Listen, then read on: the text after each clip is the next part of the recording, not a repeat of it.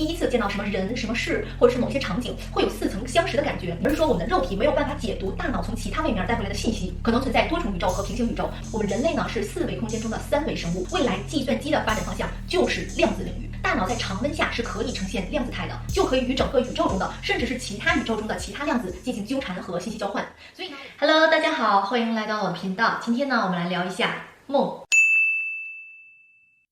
其实呢，这个世界上有很多的人都做过一些非常奇怪的梦，比如说未来梦，就是你做梦的情景在未来的某一天突然间实现了。梦中梦，就是在梦里面醒来很多次，但是每次醒来还都在梦里面。重复梦会重复很多次，梦到同样的事情、同样的场景、同样的人物、同样的事件。很多人说呢，这种重复梦是你前世的记忆，还有人说呢，是其他位面的灵体通过梦境来警示做梦的这个人。当然了，还有很多其他方式的不可思议的梦，这些梦呢都很难用现代科学来解释。但是呢，这些梦又非常的普遍，很多人都做过，你肯定也做过，对不对？所以呢，因为有这么多的案例，我们就很难相信一些专家给出的纯属巧合的说法。当然，现在有越来越多科学家认为呢，梦并不是人的大脑的空想这么简单，所以呢，有很多研究心理、生理以及脑部的学者也开始着手去研究梦境这一领域。在1952年的时候呢，芝加哥的一名大学毕业生叫做尤金·亚瑟林斯基做了一项实验，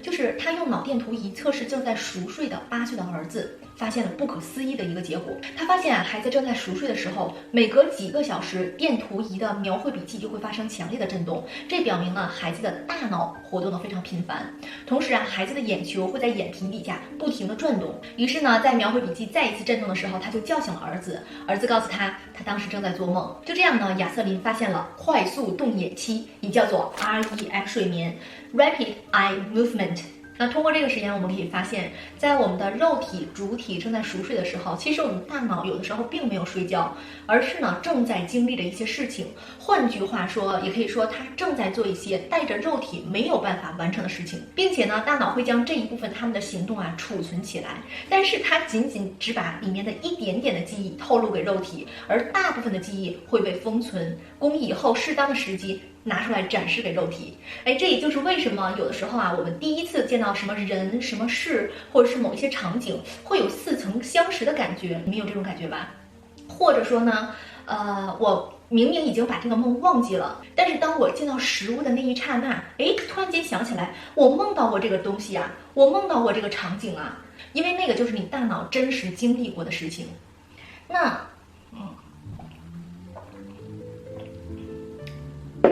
那为什么大多数人只能记住一些梦的片段，不能够完全回忆起自己做的梦？或者说，换一句话问，就是为什么大脑只把它的行动的一部分展示给我们的肉体，而不会全部的告诉给我们呢？那关于这个问题呢，有2种猜测。第一个猜测就是我们的大脑它可以承载足够多的信息和记忆，但是我们的这个肉体它是没有办法的，它是有局限性的，所以呢没有办法，大脑只能是选择性的将肉体可以接受的那么多的信息放在记忆库的浅表处供肉体阅读，那更多的那些信息呢，它就深藏在自己的内部、自己的中心。还有一种可能性就是我们的梦境它是灵魂的游离，而大脑呢是灵魂的载体。所以说当我们熟睡的时候我们的灵魂一分为2，一部分呢留在大脑里面驻守我们的本体，另外一部分呢，由于不受肉体的牵制，所以呢，他们就可以去往比我们的这个3维世界更高维度的位面，而那些位面的信息，我们的肉体是没有办法解读的。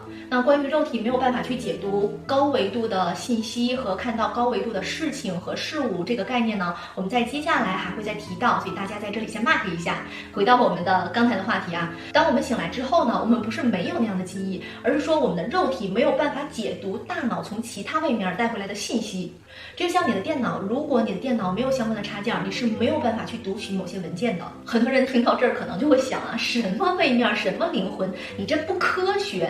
还真不是。你们大家有没有听说过量子力学这个名词在物理学界非常的有名。美国量子物理学家休·埃弗雷特做过非常多的观察量子的实验，然而呢，他却发现每次做完实验他观察到的量子形态都不尽相同。所以呢，休的结论就是，也许宇宙不止一个，可能存在多重宇宙和平行宇宙，而平行宇宙呢又可以分为空间轴和时间轴上的平行宇宙。那如果你对休·埃弗雷特这个名字不是特别熟悉呢，那霍金这个名字你肯定是听说说过吧？它有一个理论叫做 M 理论。M 理论呢是弦理论的一种。我这个文科生当然也是不懂什么是弦理论，但是我一下子就想到了，哎，《生活大爆炸》里面那个 Sheldon 和 Leonard 他们支持的理论就是弦理论。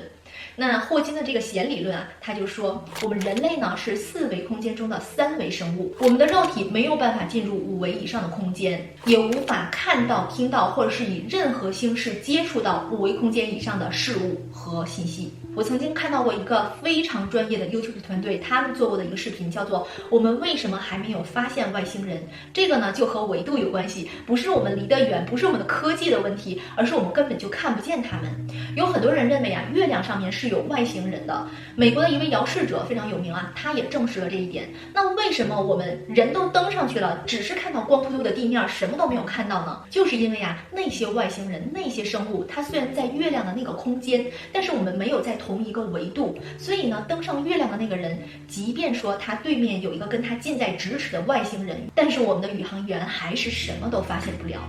但是呢，灵魂却可以，它是以梦境的方式脱离肉体，就可以穿越到更高维度的空间或者是时间。哎，说到这儿啊，我突然间想起来，老高和小莫曾经有一期节目，你们都来看我的节目了，那肯定看过老高和小莫的节目，对吧？那期节目叫做《欧米娜预言》。是去年的节目了，可能大家都忘了。我给大家说一下啊，就是有一位65岁的美国女性，她的名字叫做希拉舒尔茨，但是呢，她自己说她实际上是一个金星人，她的金星名字叫做欧米娜。那她来地球的目的呢，就是要完成一项任务。我们现在探测到金星上没有生命体，是因为刚才说了是维度的问题，我们没有能力去探测到。它在金星生活的那个世界叫做星光体。那每个生物体呢都是以灵魂的方式存在的。它为了来到地球呢，还特意制造了一个地球的肉身，并且呢让它的灵魂寄宿到这个肉体里面。刚开始它进入肉体里面是非常非常的痛苦，因为只是灵魂的形式呢，它不需要吃饭、睡觉、上厕所，也不会生病。那两个生命体之间呢，通过精神就能够得到有效的沟通，特别的快速。但是有了肉体之后，这些麻烦通通都来了，不是想什么就有什么了，而是需要我们这个肉体行动起来才有可能得到。即便是交流呢，还要从头学语言，再用语言来描述自己的想法。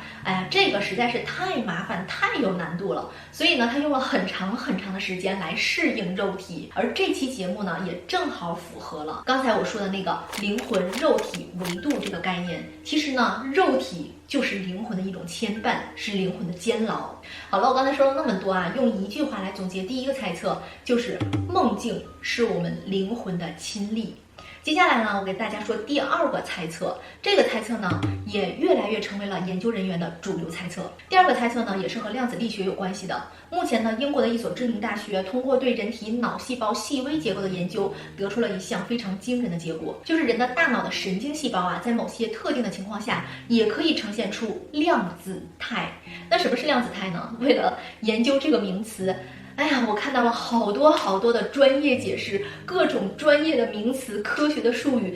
导致我一度想要眩晕。但是最后我好像是研究出来了，我给大家一个非常通俗的比喻啊，就好像我这个人就是我这个人。我现在可以一边开着车回家看父母，一边开着火箭去月球探险，一边呢在这里给大家录视频。我还可以一边打电话约闺蜜出去玩，而且呢，我还可以一边去厨房给全家人做晚饭。注意啊，我是在一个人在同一个时间完成了所有的这些事情，并且所有的事情完成的还都很好，那我这个人就量子态了。当然了，这个是我个人的理解啊，如果屏幕前有这方面的大神，欢迎指正。反正总结一点啊，就是量子态是一个非常非常牛的状态，未来计算机的发展方向就是量子领域。英国这所大学的研究人员发现，大脑在常温下是可以呈现量子态的，但是呢，要花费很多很多的能量来支持。而这个状态呢，只有人在熟睡的时候，虽然呢全身的肌肉都变得松弛，内脏的活动也变得非常的缓慢，但是整个睡眠时期，我们的大脑消耗的能量是白天消耗能量的好几倍。这些人认为呢，我们之所以是需要睡觉的，就是因为晚上的时候，我们的大脑要征用肉体的能量来进行量子态转化。那大脑进行量子态转化是干什么呢？那这个呢就涉及到了量子纠缠。量子纠缠呢是可以忽略距离的。当肉体沉睡之后啊，大脑的神经细胞进入量子态之后，就可以与整个宇宙中的，甚至是其他宇宙中的其他量子进行纠缠和信息交换。所以呢，我们梦中发生的那些事情，实际上反映的就是其他的维度、其他的位面、其他的世界所发生的事情。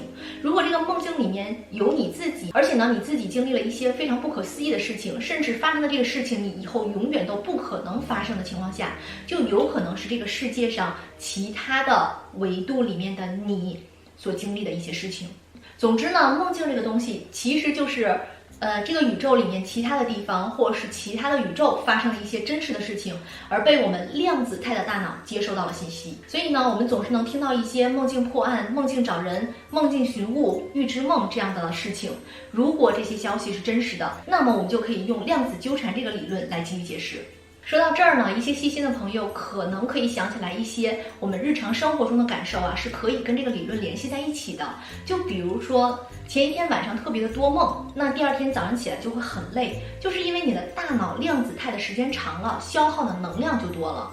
或者说一些减肥的女生像我一样，肯定有听到过这样的说法：如果你缺觉，那么就会发胖。按照这个理论，睡觉才是真正消耗体能的时刻，那你睡得少，消耗的体能就相对减少了，你就容易发胖了。关于梦境呢，这个社会上还是有非常多其他种的猜想，但是我研究下来读了很多的文章和资料之后呢，我觉得以上我说的这两种猜测是最靠谱的。我个人是坚信梦境绝对不是大脑的一种想象这么简单。最简单直观的原因就是在梦境中呢，经常会有一些非常不可思议的超乎现实的现象，比如说某个人会飞，或者某个人会变。我还曾经梦到过，就是我小时候居住的那个小区的上空有飞碟大战，打得非常的激烈。但是不管梦里面的场景多么的荒诞，多么的不可思议，梦里面的我就是不惊讶，至少是没有那么惊讶，没有太过惊讶。如果在现实生活中发生这样的事情，什么飞碟打架呀，有人会飞呀，那我肯定吓得不轻。但是在梦里面呢，我好像就很接受那样的现实，就是怕对方把我给打死，然后就没有其他觉得惊讶的了。要知道我在梦里面根本就不知道自己是在做梦。那由此呢，我个人觉得，可能梦里面那个我根本就不是真实的我，也不是真实的我对我自己的一种想象，而是一种另一个我，一种其他形式的我，可能是我的灵魂，也可能是其他位面、其他维度的我的意识。总之是能够适应那些稀奇古怪的事情的我。所以呢，它和这个我，就是地球上的肉体里面的我，不是一个我。最后呢，再给大家说一个彩蛋啊，是有关于睡眠的一个真相，就是啊，我们的梦境，尤其是那些情节复杂的连贯性的梦境，一般呢都是产生在快速动眼期这个阶段。顾名思义啊，就是在睡觉的时候、做梦的时候，我们的眼球会快速的转动。在这个过程中呢，我们的四肢、我们的肌肉是基本上处于瘫痪的状态当中的。这也是为什么我们梦到打架却不会手舞足蹈，我们踢足球呢，双脚也不会不停的运动。但是在某些患有罕见的快速眼球运动障碍的人的身上，却看不到这种肌肉瘫痪的现象。所以呢，如果你的伴侣他不能够快速转动眼球的话，那建议你们分房睡，因为呢，很有可能晚上睡得正香的时候，你就被他踹到床底下去了。